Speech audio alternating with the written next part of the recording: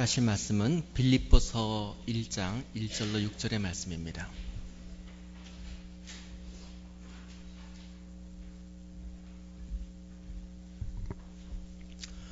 빌립보서 1장 1절로 6절입니다. 자, 금주부터는 우리가 빌립보서의 말씀을 우리 같이 주일마다 강해로 묵상하도록 하겠습니다.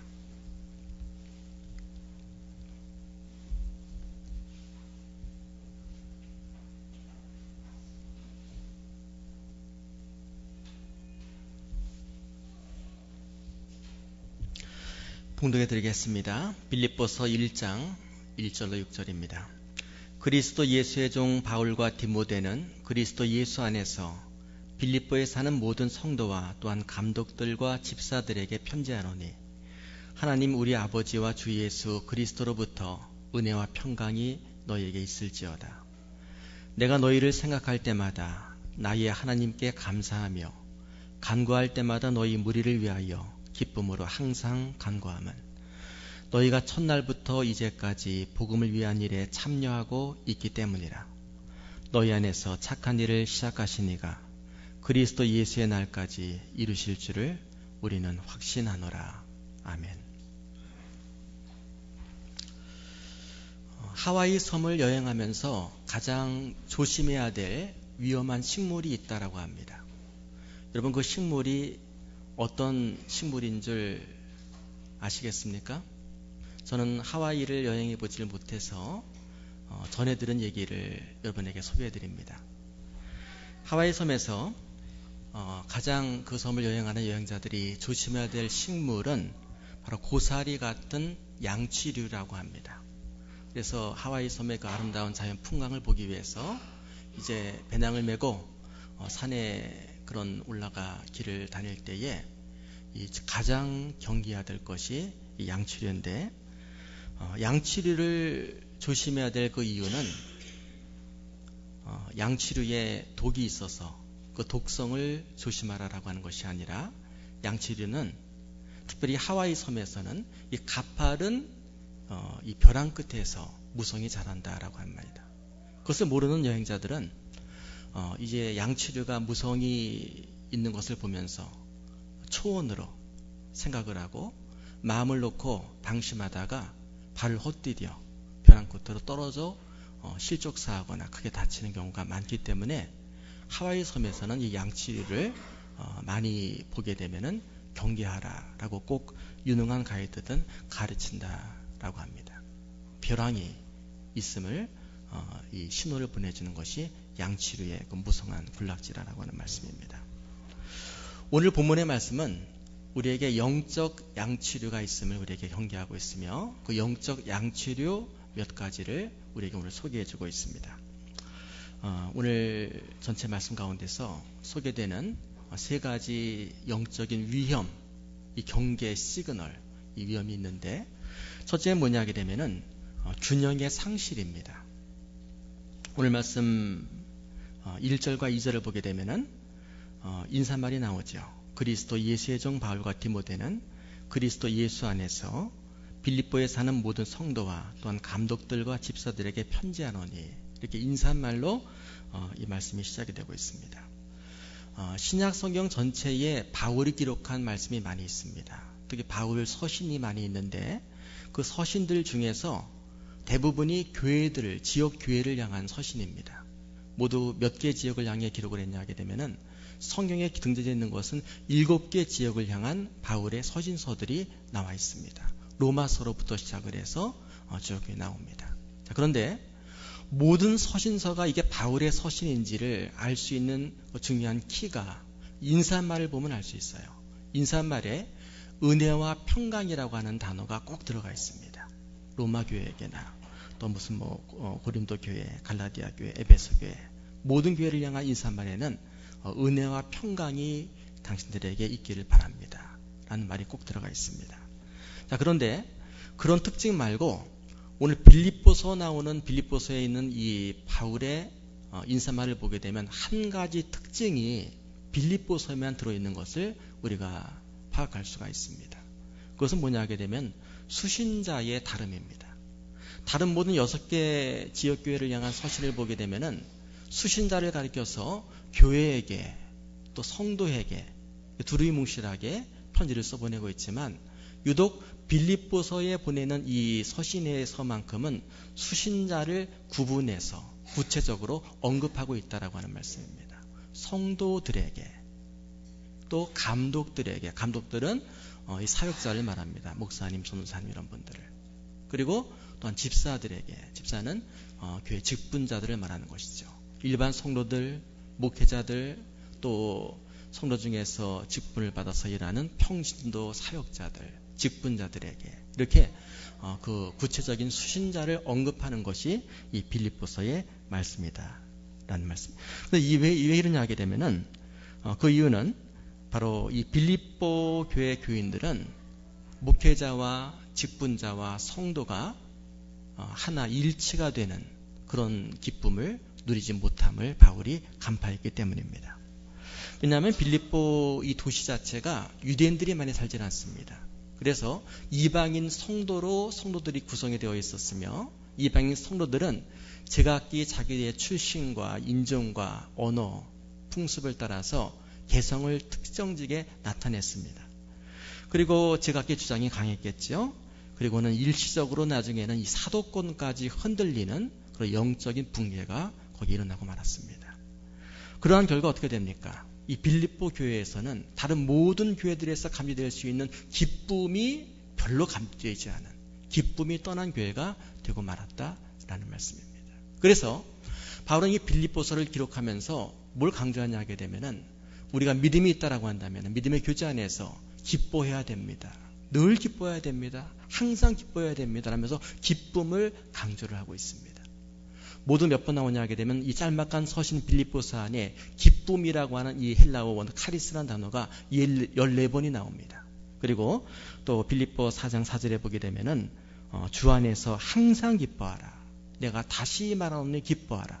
그래서 빌립보서의 또 다른 별명 하나는 뭐냐 하게 되면 기쁨의 서신입니다. 혹시 기쁨이 없는 분이 있으면 인생이 재미가 없고 밋밋하다 이런 분이 있으시면은 다른 성경보다도 빌립보서를 읽어보시길 바랍니다. 그러면 왜 기뻐해야 되는지 기쁨의 근거와 그 이유가 자세하게 나오고 있습니다. 이 균형이라고 하는 것이 깨어지게 되면요 기쁨이 상실이 되어집니다. 혹시 여러분 삶 가운데서 나는 왜 기쁨이 없을까? 나의 삶 가운데 미소가 떠난 지 오래됐다라고 생각되는 분이 있다고 한다면은 이 삶의 이 밸런스, 균형이 유지되어 있는가를 한번 점검해 보시면 되겠습니다. 교회가 균형이 있어야 되죠. 목회자와 성도와 직분자 각각 역할 분담이 있고 각자의 사역에 따라서 일하는 이 균형, 이 밸런스가 있어야 됩니다. 성도가 목회자의 일한 영역까지 그 일을 확대하면은 균형이 깨지는 거지요. 또 목사가 성도가 해야 될 일까지 같이 팔 걷어붙이고 한다라고 한다면은 마찬가지로 균형이 깨져 기쁨이 감소될 수밖에 없습니다. 지난주부터 우리 교회는 주일 예배를 마치게 되면 성도의 교제 시간에 가능한 대로 우리가 좀 축제처럼 우리 같이 식사를 합시다. 그래서 바베큐를 준비하고 있습니다. 제 욕심은요. 아무튼 우리나라에 구울 수 있는 모든 건요. 주일날 다 구워보려고 합니다. 닭 빼놓고는요. 닭은 맛이 없잖아요. 그런데 그래서 지난주에는 삼겹살을 굽고 오늘은 새우를 구우려고 무안에서 새우를 받아놨습니다. 자, 그런데 목회자가 말씀을 증거하고 난 후에 막 옥상 그 정원으로 올라가서 팔고도 붙이고 제가 막 군다라고 한다면 목회자 혼자 다 하면은요 균형이 있어요 없어요? 균형이 없죠. 성도들은 즐거울지 몰라도 목회자는 구면서 이게 뭐야 왜 나만? 라고 하면서 뭔가 좀 삐질 수 있다라고 하는 말씀입니다. 우리 가정에도 마찬가지입니다. 아빠 엄마가 있고 자녀가 있는데 균형이 잡힌 가정이 기쁨 있는 가정입니다. 너무 이 자녀들에게만 포커스인 데 있고 자녀들을 위해서 모든 게 휘쟁되는 가정 기쁨이 없습니다. 또 엄마가 주인이 돼서 아내가 주인 돼서 모든 걸 좌지우지하는 가정 그 가정도 마찬가지로 기쁨이 없습니다. 또 어떤 가정은 너무 이 부권이 강조돼서 아버지의 말 한마디에 모든 게 시작이 되고 끝이 나고 중단되는 그런 가정이 있다라고 한다면 그런 가정도 마찬가지로 기쁨이 유지될 수 없다라고 하는 말씀입니다. 이 균형을 상실한다라고 하는 것은 우리가 늘 영적으로 육적으로 조심해야 되는 그런 영적인 양출이라고 하는 것을 꼭 기억하시길 바랍니다. 균형이 깨지면은요 절대 기쁨이 없습니다. 우리 몸의 균형도 마찬가지 아니에요? 그 키에 맞춰서 몸무게가 이 균형이 잡혀야 되는데 키는 작은데 몸무게는 그 누구보다도 더 많이 나간다. 그러면 기쁨의 행복한 삶을 살 수가 없습니다. 또 수입과 지출의 균형이 있지 않습니까? 수입보다 지출이 지나치게 많다라고 한다면은 기쁜 삶, 행복한 삶을 살 수가 없습니다. 근심해야 될 겁니다. 시간의 균형도 마찬가지지요. 시간을 균형 잡혀 잘 계획하고 관리하며 살아가는 사람은 늘 여유롭습니다. 그런데 똑같이 하루 24시간을 가지고 살면서도 시간의 균형을 맞추지 못하는 사람은 늘 헐떡거리지 않습니까? 그래서 모든 일들마다 의미 부여를 덜 할 수밖에 없습니다. 우리 교회 예배 나오시는 분들도 마찬가지예요. 시간의 주일 균형을 잘 맞추는 분들은 11시 예배 시작하지? 그러면은 미리 나와서 균형을 맞춰서 와서 준비하는 마음으로 기도하고 예배 참석하는 분들은 말씀을 증거하다 보게 되면 표정이 다릅니다. 은혜 받는 게 달라요. 그런데 딱 시간 맞춰 11시에 어쩌면 그렇게 정확히 또 그분에게만 이렇게 또 매일 지하철에 늦게 오고 오늘 이런지 모르겠어요. 그래서 늦게 오는 분들은 어쨌든 다른 분은 다 은혜 받아도 그분은 은혜를 못 받거나 조금 받을 수밖에 없다라고 하는 말씀입니다. 균형이라고 하는 것은 참 중요합니다. 균형을 상실하면은 우리가 하나님께서 우리에게 허락하신 기쁨을 온전히 누릴 수 없다라고 하는 말씀입니다. 여러분 삶 가운데 내 몸이든 내 환경이든 내가 처하는 모든 곳에 균형을 내가 잃었다라고 한다면은 균형을 기도하시면서 잡아보는 여러분들 되시길 바랍니다. 두 번째로 오늘 말씀을 통해서 우리가 경계를 받아야 되는 것은 피곤입니다. 여러분 피곤하십니까? 혹시 한 주간 동안 열심히 일을 많이 하시고 주일날 피곤해서 그러나 피곤을 이기고 주여 믿음으로 기도하면서 이 자리에 나와 가까스로 앉아 계신 분이 있다라고 한다면은 그분에게는 피곤이 심각한 영적인 양치료가 될 것입니다. 사실 우리나라에 많은 집단 그룹이 있지만은 우리나라에 많은 그런 그룹들 중에서 가장 무서운 집단이 하나 있습니다. 여러분 가장 무서운 집단이 어느 그룹인 줄 아십니까? 대한민국의 이 집단 중에서 양은이파 이런 무슨 파입니까? 그보다 더 무서운 그룹이 있습니다. 그 무서운 그룹은 바로 대한민국 엄마라고 하는 그룹입니다. 이 대한민국 엄마 참 어디서나 괴력을 발휘하는 그런 막강함을 보여주고 있지 않습니까? 얼마 전에 페이스북에 우리 교회 한 학부모 어머니 집사님이 올리신 사진을 보고 제가 한참 웃은 기억이 납니다.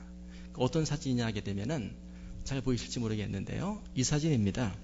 그래서 이게 무슨 사진인가 라고 이렇게 봤더니 글 밑에 이 사진에 대한 그 캡션 해설이 나와 있더라고요. 아마 여러분들 중에서 같이 보신 분이 있을 텐데요. 소개해드리면 이렇습니다. 대치동 모 학원에서 2시에 있을 입시 설명에 참석하기 위해 10시부터 줄선 엄마들 모습입니다. 밖에까지 늘어섰다는데 자리 뺏길까봐 화장실도 못 갈 형편입니다. 바닥에 앉아 식사에 커피까지 마시며 기다리는 모습이 거의 피난민 수준입니다. 그놈의 대학이 뭐길래. 이 집사님도 똑같은 그 처지에 계신 그런 분으로 알고 있습니다. 여러분 사탄은 온갖 방법을 다 동원해서 우리 하나님을 섬기는 성도로 하여금 방해하여 브레이크를 밟게 하여 그 일을 중단하게 한다라고 하는 말씀입니다. 그래서 우리가 하나님을 열심히 섬기고 좋은 일을 뜻 가운데서 하다 보게 되면은 사탄의 방해 공작을 만나 그 일을 중단해야 되는 그런 형편에 맞닥뜨릴 때가 많지 않습니까? 그런데 더 주의할 것은 뭐냐 하게 되면은 사탄은 그렇게 방해 공작을 했을 때 그 성도가 믿음으로 기도하며 금식 기도까지 하면서 그 브레이크를 밟지 않고 계속 하나님을 섬김을 지속할 때에 사탄은 공격하는 방법을 달리합니다. 그것은 뭐냐 하게 되면 브레이크를 밟으라고 자꾸 방해거리를 주는 것이 아니라 하는 일을 잘 되게 합니다. 잘 나가게 한다라고 하는 말씀이죠. 그래서 그로 하여금 힘써 즐겁게 열심을 내어 땀 흘려 가속 페달을 힘껏 끝까지 밟게 만든다라고 하는 말씀입니다. 언제까지? 낭떠러지에 스톱하지 못하고 떨어질 때까지 라는 말씀입니다. 이런 사탄의 기략에 속아서 가속하다가는 피곤해지죠. 우리가 늘 주의할 두 번째 영적인 양치료는 잘 나갈 때 과속하다 피곤하여 추락할까 조심해야 된다라는 말씀입니다. 남편을 위해서, 또 아내를 위해서, 자식을 위해서, 심지어는 교회를 위해서까지 휴식을 무시하고 의무에만 매달려 달려가다는 영적인 파국을 피할 수 없다라고 하는 말씀입니다. 저는 우리 교인들이 열심히 교회에서 일하고 섬기는 것을 참 좋아합니다, 목사로. 그런데 지나치게 되면은 저는 안 하는 사람보다 더 경계하고 그를 좀 염려합니다. 여러분, 열심히 신앙생활, 교회생활 하시길 바랍니다. 그런데 과속하지 마십시오. 과속은 오히려 안 하는 일만 못하다라고 하는 말씀입니다. 오늘 이 빌립보서를 시작하는 인사말 속에서 우리는 바울의 사역의 그 자세, 태도를 읽어볼 수 있습니다.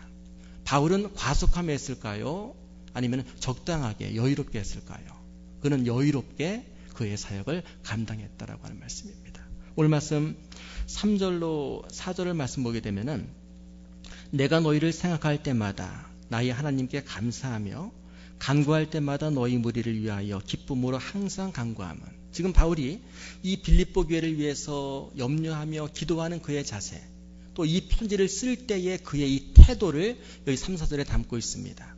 어때요? 과속하고 있습니까? 여유로워 보입니까?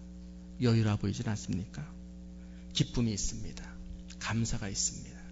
기쁨과 감사라고 하는 것은 여유가 없으면, 넉넉하지 못하면 결코 우리가 느낄 수 없는 그런 감정입니다. 여러분에게 기쁨과 감사가 매사에 있게 되시기를 주님의 이름으로 축원을 드립니다. 기쁨이 아닌 피곤함이 내게 느껴진다라고 한다면은 그 일은 죄송하지만 그만해야 됩니다. 내가 하나님께 맡기고 감사함으로 할 수 없는 일이라고 한다면은, 그 일이 나를 통해서 전 인류를 구원하는 일이라고 할지라도 죄송하지만 그것은 그 사람의 사명, 그 사람은 그 일을 할 자격이 아니다라고 하는 말씀입니다. 피곤하다라고 한다면은 이것은 경계해야 될 영적인 양치료, 위험 신호인 것을 꼭 기억하십시오. 만약에 피곤하면 무릅쓰며 그저 열심히 그냥 특심이 돼서 일을 열심히 달려가다 보게 되면은 어떤 부정이 나타나게 되면은 내게는 하나님을 위해서 이런 큰 일을, 위대한 일을 하고 있으니까 이 정도는 내가 즐길 수 있어 라고 하는 오바를 할 수 있다라고 하는 말씀입니다. 또 한 가지, 열심히 하나님을 위해서 뭔가 큰 일을 하고 당신 하나님의 사람입니다. 하나님은 당신을 통해서 이 땅에 큰 축복의 역사를 일으켜내고 계시는 축복의 통로입니다. 이런 말을 들을 정도로 일하면서 열심히 다른 사람보다 2배, 3배 일하다 보게 되면은 나는 이렇게 하나님 위해서 쓰임받고 있으니까 이 정도 약한 죄쯤이야, 이 정도 탈선쯤이야, 아무것도 아니야 라고 하면서 마침내 이상이 하였던 행동까지 서슴없이 하는 사람이 될 수 있다라고 하는 말씀입니다. 과속은 그래서 위험합니다. 세 번째로 오늘 말씀이 우리에게 교훈하고 있는 것은 외로움입니다. 여러분 얼굴 보니까 한 분도 외로운 분은 안 계신 것 같아요. 혹시 외로움을 애써 속에 감추고 계신지는 모르겠습니다만은 하나님은 우리 사람을 만드실 때에 원래 외롭지 않게, 외로울 수 없게 만드셨습니다. 하나님께서 사람을 만드실 때에 에덴 동산을 아름답게 창조하시고 거기에 첫사람 아담을 만드셨잖아요. 살게 하셨습니다. 그런데 하나님의 설계에는, 사람 설계에는 애당초 혼자서는 살 수 없는 존재였습니다. 그래서 아담이 홀로 에덴 동산에서 모든 것을, 죄도 없고 유혹도 없고 부족함이 없는 그곳에서 마음껏 누리며 살고 있는 모습을 하나님께서 지켜보시면서 진단을 하십니다. 사람을 향한 첫 번째 진단인데 그 진단의 내용이 무엇입니까? 창세기 2장 18절을 보게 되면은 사람이 혼자 사는 것이 좋지 않다라고 얘기를 합니다. 혼자 사는 것은 아무리 환경이 좋고 돈이 많고 수입이 많고 모든 것이 완벽하다라고 할지라도 홀로 산다라고 하는 것은 좋지 않다. 노굿 하나님께서 진단하십니다. 그리고는 아담을 잠재우시고 대수술을 통해서 그의 갈비뼈를 빼서 여자 하와를 만들어 그와 짝을 짓게 하시는 그 스토리를 우리는 성경을 통해서 읽어볼 수 있다라고 하는 말씀입니다.